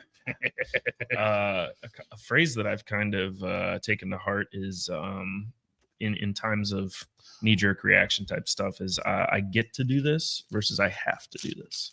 Yeah, and that goes for when work is tough and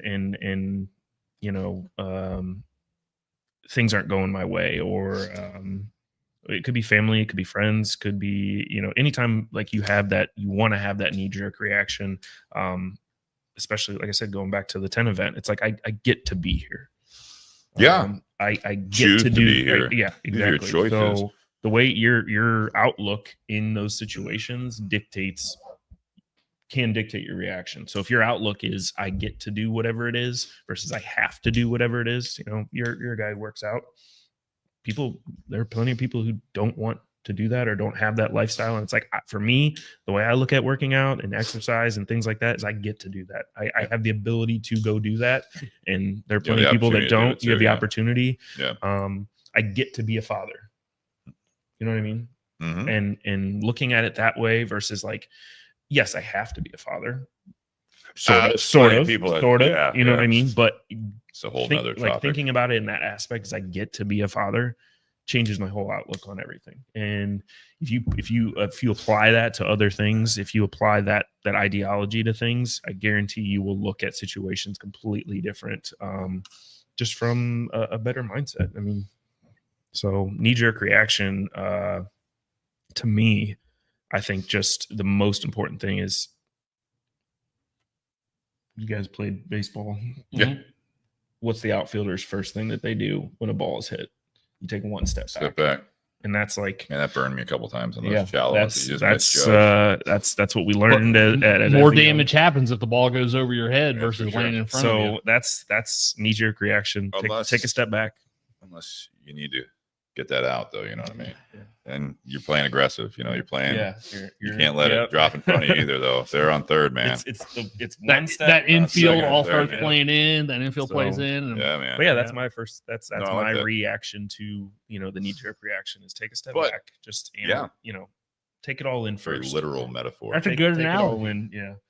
But yeah, as a baseball player and a person that likes to apply sports analogies to life, taking that step back is an easy thing for me to do most of the time. We all have. Obviously, there's going to be times where you're like, you're going to have that, but you would hope that those knee-jerk reactions are more internal than external.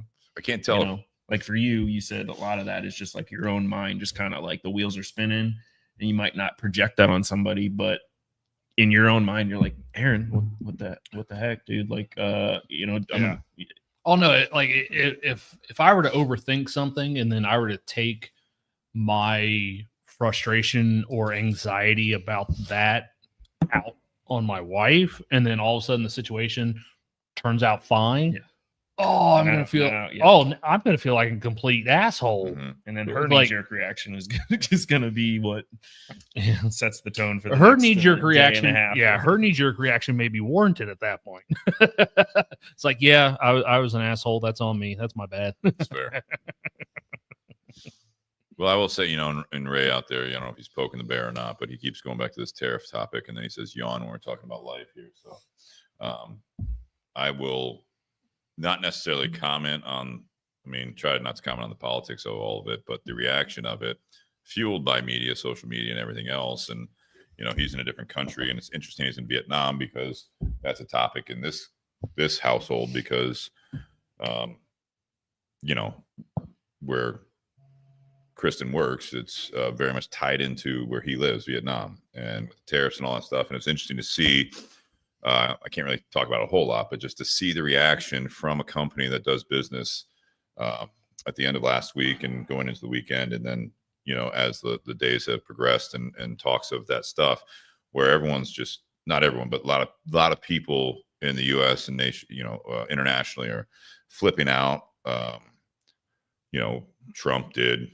He says, "Come on, let's go down that rabbit hole." Not going down too far. I'm gonna try not to, but Trump does stuff in Trump fashion, right? So, yeah, it goes in with a machete type things, mentality. But there are, I wouldn't say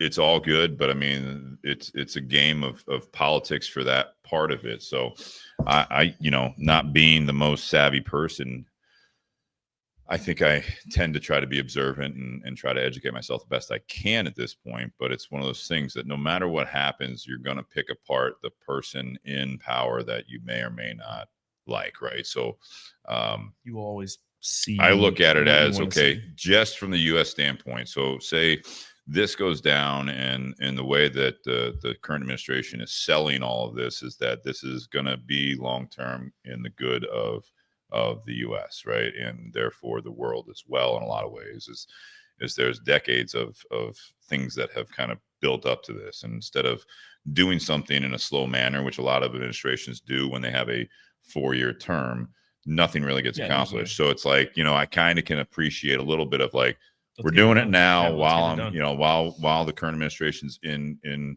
the positions they're in, as opposed to this is an 8-year plan, because it never happens. So that being said, it's just interesting to see the way that the world has reacted to what's going on. And even if, like, it doesn't matter what happens, if it goes down in a way to the U.S. that manufacturing and a lot of industries come back to the U.S. and say people have jobs. Well, one of the reasons in the cigar world, and hey, I'm trying to get there in a different way, but it's like these cigars, for example, if all of a sudden you bring this in, if you were able to with this product, this widget, right, it was able to be produced full time in the U.S., you no longer have those countries where they pay their workers such less, so that the price point, we're talking about $25 cigar. Any cigar that's actually not necessarily even like not grown. There's not much U.S. grown tobacco for the cigar industry. Pennsylvania. I'm drawing a blank. I was just watching a video of the FSG. He's Corona cigar. He has some Florida tobacco as well. Yep. Connecticut's a big one that you guys even have your own fields and barns and stuff there. But it's like when they're rolled in, say, Miami, all of a sudden the price tag goes up on a cigar. So no matter, even if, and Ray says manufacturers never coming back to the U.S., that's the funny part. There's just so many like trigger points for people. It's like, even if the jobs in manufacturing come back to the U.S., now all of a sudden the powers that be right now is Trump and that administration, the prices go up, and that's like, thanks a lot, you raised the prices. And it's like, well, that's because the last 5 years, it was, if you work at Starbucks, you should make $15 an hour. You know what I mean? It's like, so you work in America, you want to make more money, but you want to pay less for products that you want to be made in America. And it's like, there's a no-win situation on that front, in my opinion, there, as far as the blame game, right? Every tag of every shirt that we wear, was it Taiwan and Japan, and Vietnam, and absolutely, like Indonesia. So it's like, I not to go full down, you're delusional if you believe that. That's the problem, is that, it would be great if the different countries could get along with things like tariffs better, to a point where if it's coming in and coming out of those countries, it's not as much tariff thing. I mean, you hear about companies that literally sell to themselves in different countries just so they can have the tariffs work in their favor. I mean, it's absolutely been talked about before. Is it being talked about this week and last week? Absolutely not. You know what I mean? It's just the fact that this is happening. So that's the knee-jerk reaction. I mean, look at the fucking stock market. Over the last few days, it was tanking. All of a sudden, he gets on, he says, we've been reached out to by whatever it was, 75, 90 countries. Vietnam was one of them. I mean, that's where and there is talks happening with that. I'm not saying that Trump or anything is the right way to do it, but obviously there was an impact. As soon as he gets on, I'm going to put a 90-day pause on everything but China. The stock market goes up like 7 to 9 points in a fucking day. Well, and almost corrects it. 2,900 points. And it's still not as low as it was. Percent. I'm talking percent. Yeah. Sorry, yeah. So that's what I'm saying. It's like, it's one of those things, is like, you want to talk about knee-jerk reaction.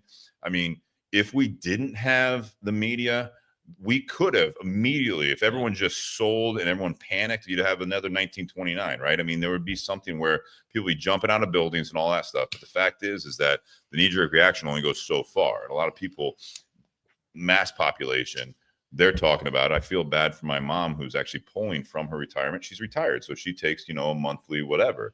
So her value of her money over the last few days, if she happened to have to pull out during a period like that, and that's where I was talking to her about it, it's like, I would hate for you to do that. So just take out as little as you need right now, per that, talk to the financial planner. But it's like, yes, if this goes on for a long time, we need to talk about what we, how this all works. You know what I mean? If you're taking out $1,000 and all of a sudden that $1,000 value-wise compared to before that is now $3,000, well, yeah, your money's worth a lot less at the moment. So it's a matter of how much is the panic and how much is the knee-jerk reaction. If you would have pulled out money for something like that, or if you would have sold towards the bottom, it's just typical stuff. All of a sudden, you panicked.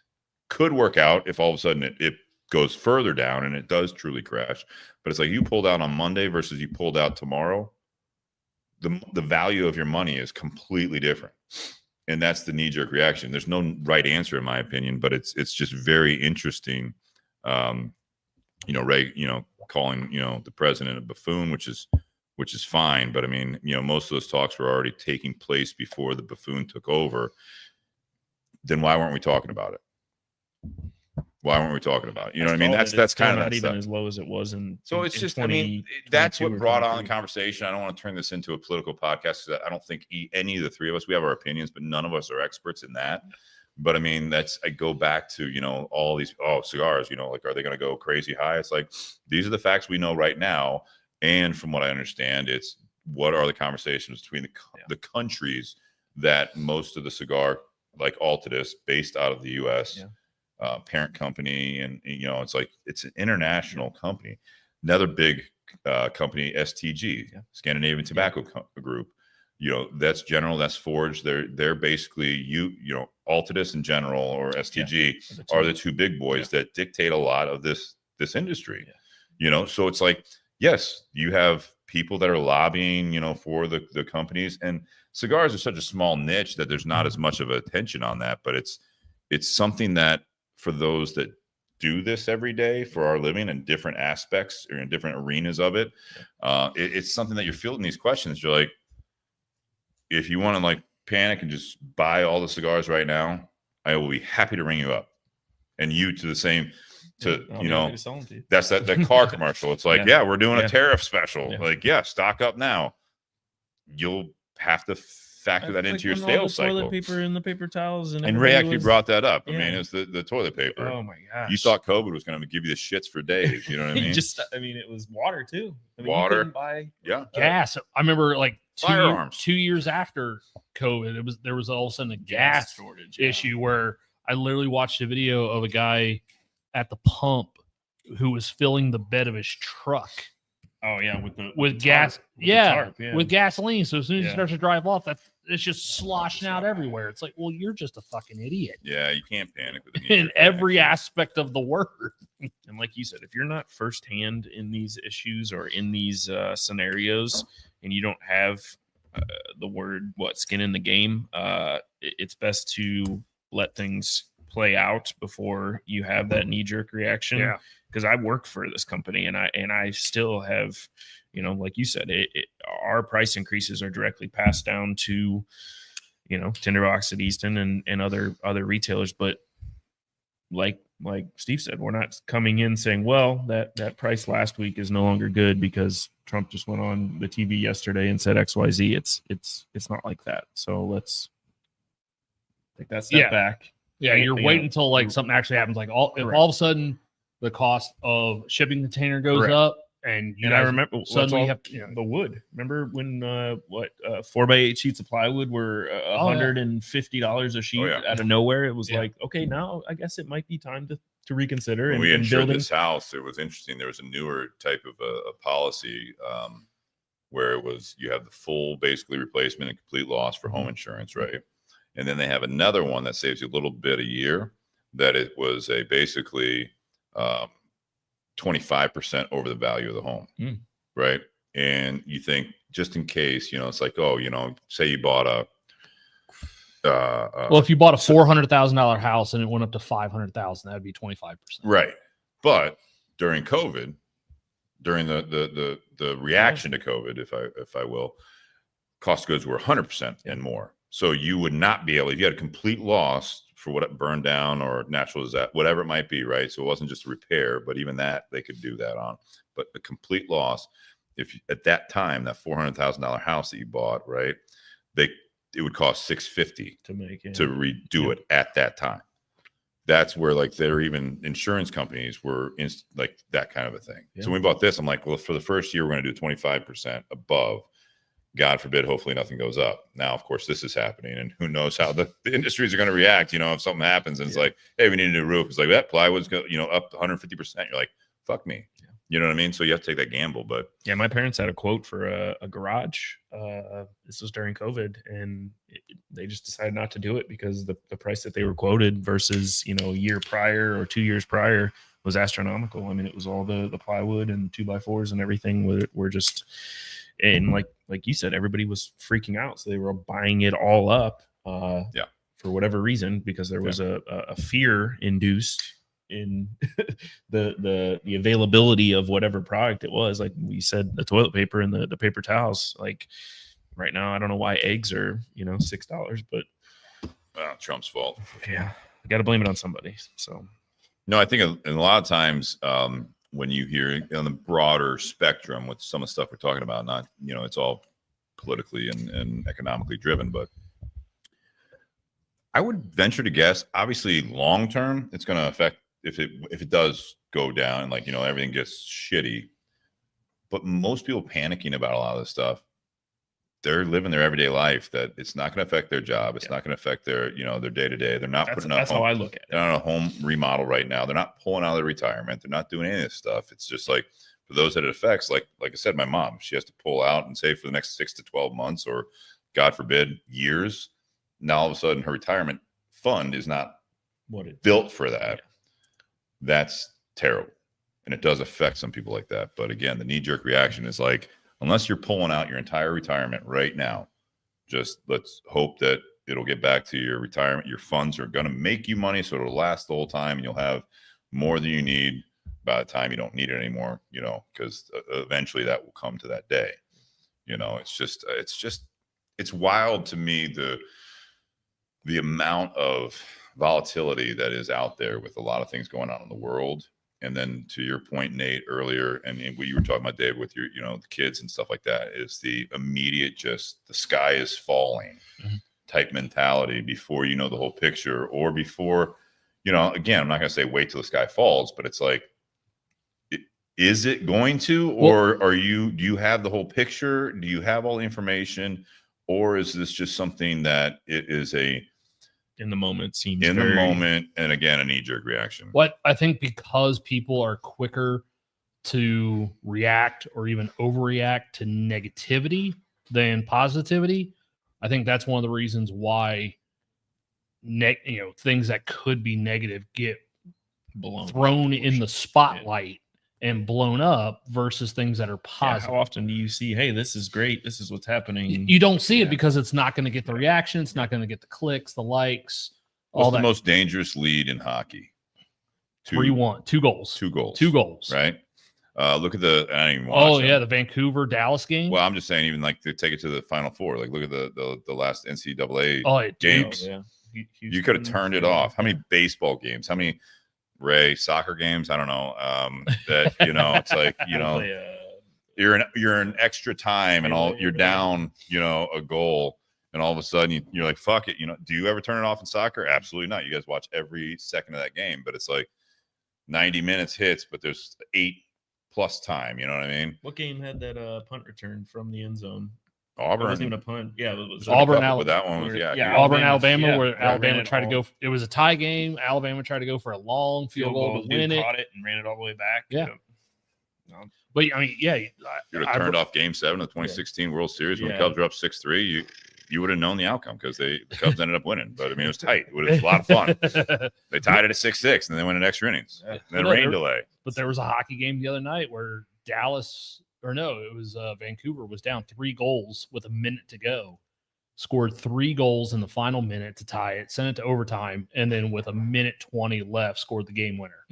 Like it's the first time in NHL history a team came back LeBron down 3-1 from 3 goals. Yeah, never happened in NBA. I mean, it's because the Bulls were and that's another thing.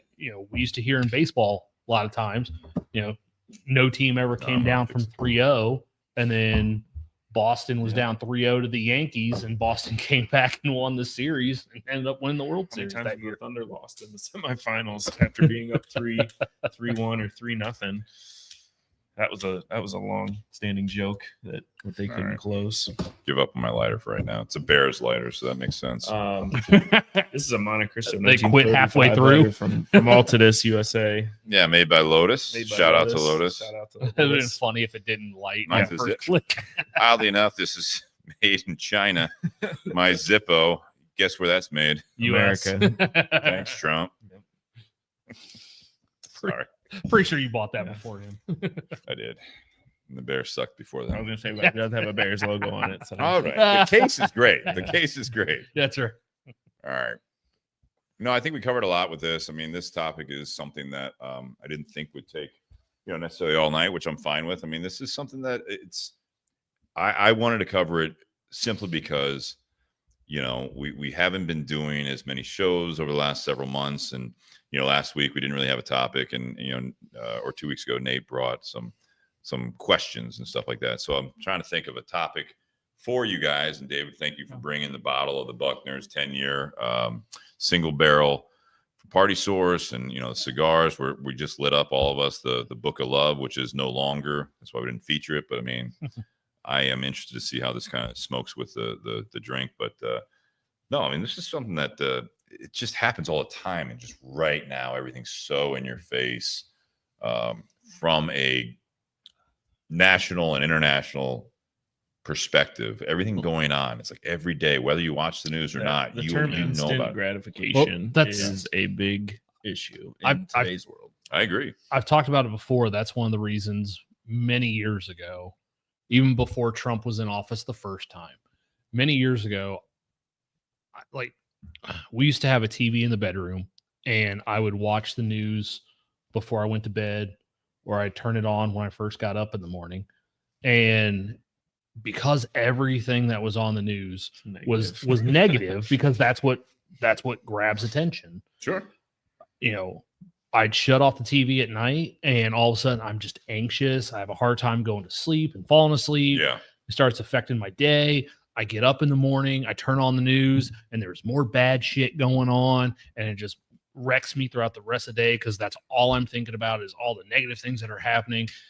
And I had to come to the realization that I was letting my emotions be controlled by not just outside factors, but things that, for the most part, the vast, over 90% of the things that they were talking about had nothing to do with me, didn't impact me whatsoever. Sure. But I was letting that control my mood during the day and how I interacted with people, how I reacted to people. And, that's when Jess and I then finally moved, I was like, all right, first rule in the new house, no TV bedroom, no TV in the bedroom, Yeah. no TV in the bedroom. And things have been greater since then. Yeah. Because in general, in the bedroom. Yes. Sorry, I had to. I know. More extracurricular activities versus but taking in the news. But yeah, I get up in the morning. I do the stuff I need to do in the bathroom. I make breakfast for the two of us. Go to work. That's it. My news is typically on ESPN. I like to see sports and scores and that stuff. But even they followed suit with a lot of that stuff. Man, you turn on First Take, or you turn on Greenberg Show. Is that First Take? No, it's Get Up. Yeah. They love to sensationalize all the negative shit, and you're just like, that's why Pat McAfee's such a big hit. I feel like, because it's positive as shit. I like that show. When I was in elementary school, I remember it. I I was probably the only kid in elementary school that for Christmas asked for an alarm clock for Christmas. Yeah, no, you were. Yeah. And so I would get up. I didn't know you then, but yeah. Yeah. I would get up. I would do my bathroom routine. I'd go downstairs. I'd make a bowl of cereal. And then I'd sit there on the couch and watch SportsCenter. Yeah. For an hour. SportsCenter was great. Yeah. Pop-up video. Yeah. Pop-up video. But no, I mean, that was my routine. I would sit and I'm sitting there going, really? Do I need to sit there and just watch do I need to get up earlier than I need to just to be able to watch an hour of SportsCenter? Like, is that the best use of my time? Like, work at a cigar shop and just turn it on at the cigar shop when you grow up. I didn't have that option when I was in school. No, did not. Yeah. Starting your day. Now it's not even SportsCenter. Now it's not even news. It's more typical. It's the scrolling through Facebook and social media, and it is everywhere, depending on who your friends are. For me, it's a 4-year-old jumping into our bed, and I have a dog. Yeah, there's that too. But I like waking up on that. Let your 4-year-old out in the backyard and open the slider. Yeah. No, all right, go ahead, do your business. I'm a big advocate on positivity in the morning, like he said. It's not a good day when you're waking up to negativity on the news, and for me, it's looking forward to whatever it is that I'm doing, either for that day or in the future of that week. Whether it's we'll throw the Masters out there this week. That's a week I look forward to as a golf fan. This podcast was something I was looking forward to this week.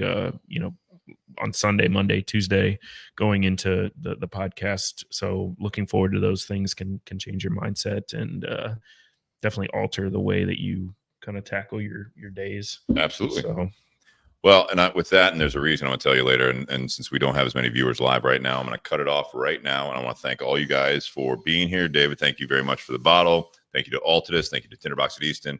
Thank you to BS Cigar Company. Thank you for all you guys at patreon.com. Make sure if you're listening later, definitely share, like, review, and everything else.